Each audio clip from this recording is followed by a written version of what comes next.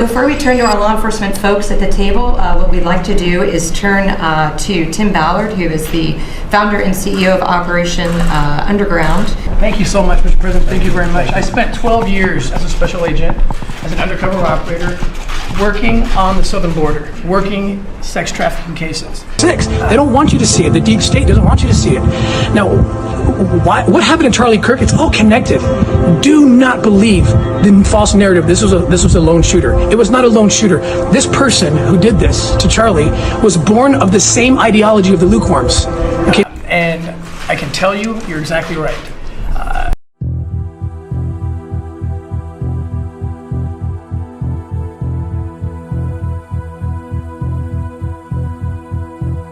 And I can tell you, you're exactly right.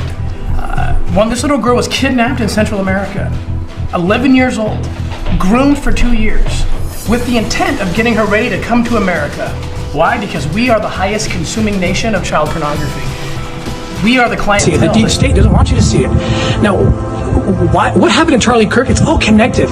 Do not believe. And this is hard to hear, but this is the truth, and everyone needs to hear this.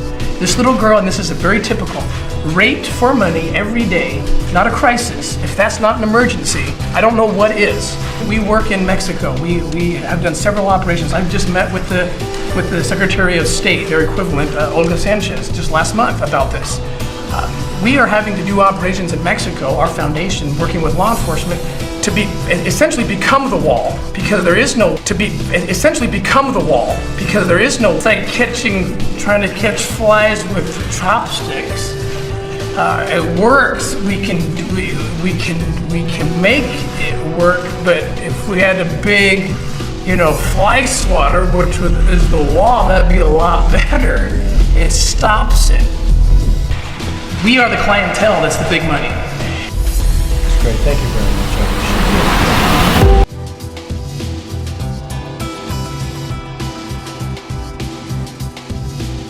Tim Ballard, portrayed in the film Sound of Freedom, faced multiple civil lawsuits from women who accused him sexual assault and coercion during undercover couples ruse missions for Hour, claiming he manipulated them into sharing beds or showers under the guise of deceiving traffickers. He was reportedly excommunicated from the LDS Church amid the scandal, though criminal charges were declined by the Salt Lake County, Utah DA David Levitt. Children over politics. That's how it should be. I think in this country, it's politics over children. President Castro is a devout socialist. President Giamatti is a devout conservative. And they said the same thing to me. That didn't matter at all. What mattered was the lives of children. President Giamatti told me about a program he's launched called Haciendo Visible lo Invisible, which is to say, making visible what is invisible. And it's a warning to the people, don't go with the slick salesman coyotes. But don't worry, there's a sponsor who will pick you up. This is sick. That we are participating as a country in this is sick.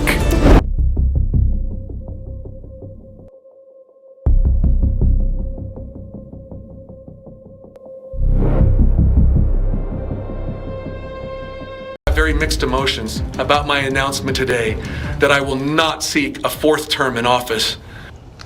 Yeah, you just heard it right there. Utah Attorney General Shawn Reyes today via video saying he won't run for re-election. That's where we begin tonight on 2 News at 6. I'm Mark Cabell. And I'm Heidi Hatch. He also says he met with accusers of his friend Tim Ballard and believes the women. Brian.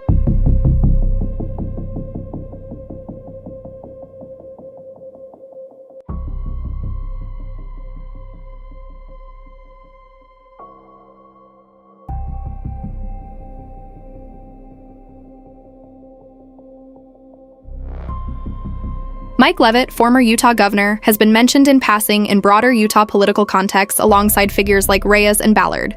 But David Leavitt, former Utah County attorney known for his controversial press conference in 2019 regarding a high-profile murder case which led to a public reprimand for violating professional conduct rules, he drew separate online scrutiny unrelated to the core Ballard-Reyes dynamic. The saga highlighted tensions between high-profile anti-trafficking efforts, personal relationships in Utah's tight-knit political and religious circles, and questions of accountability.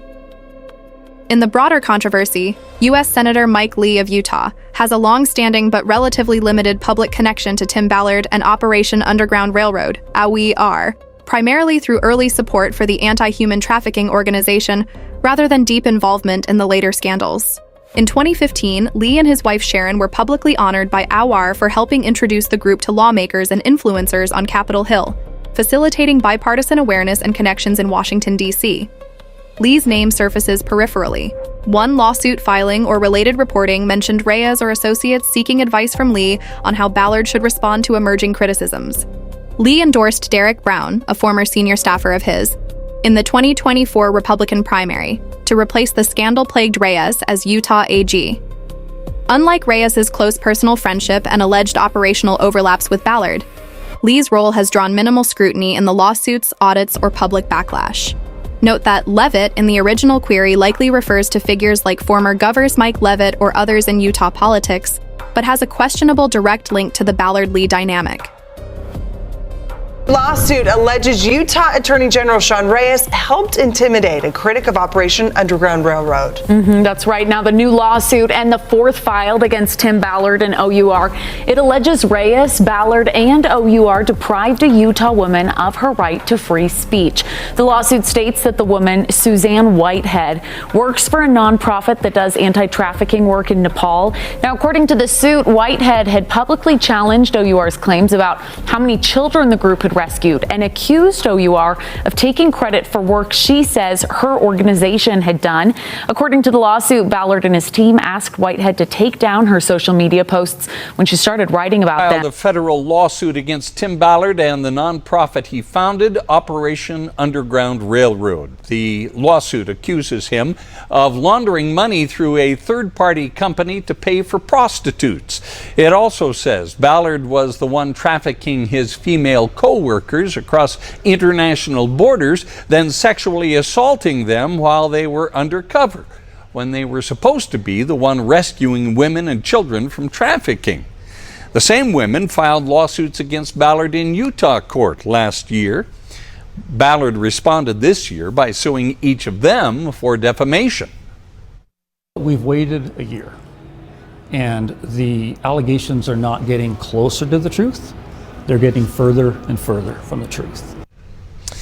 Ballard's attorneys say 2 of the 6 lawsuits against him have already been dismissed, and this one is unlikely to be successful.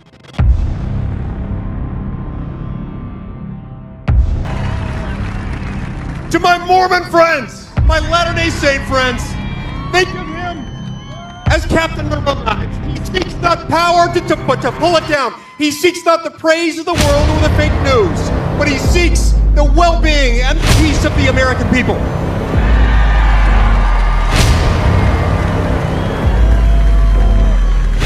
Are you ready to stand with me and millions of others who want 4 more years?